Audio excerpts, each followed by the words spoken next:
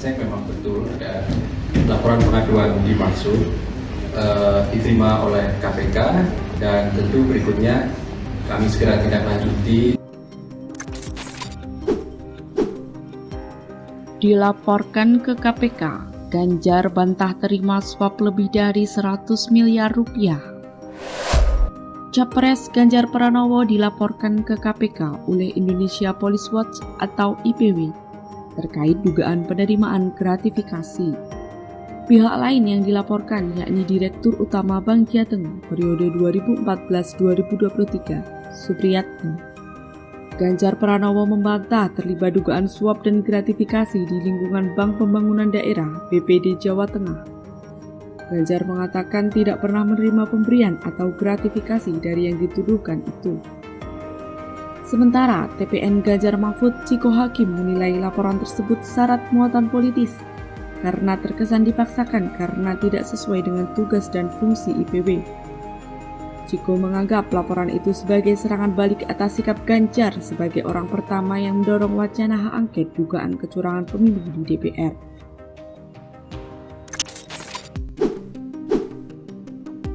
Andi Wijayanto beber 3 ucapan Jokowi terkait pemilu 2024. 2 sudah terbukti.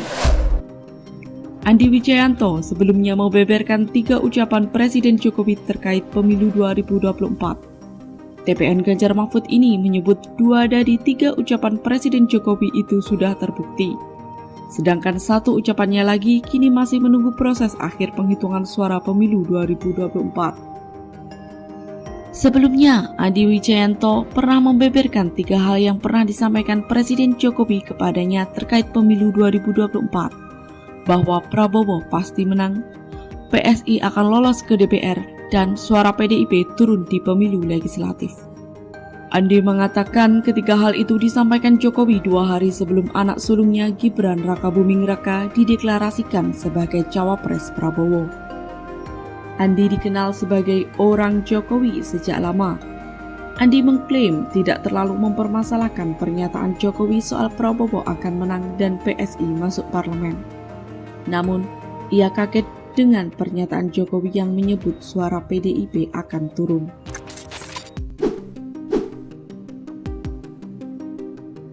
Tafsir pakar politik pertemuan Prabowo dengan Khofifah di Hambalang. Pengamat politik Universitas Airlangga Surabaya, Fahrul Muzaki, menilai pertemuan Prabowo dengan Khofifah di Istana Hambalang, Bogor, dibacanya dengan 2 tafsir politik. Fahrul menafsir justru lebih dari itu, yaitu membicarakan terkait masa depan bangsa Indonesia saat estafet kepemimpinan dan pembangunan IKN dijalankan Prabowo. Dengan begitu, Jawa Timur yang metropolis ini mendukung penuh IKN yang akan dilanjutkan di masa pemerintahan Prabowo, terutama dalam hal pergeseran orang, sumber daya manusia, dan barang.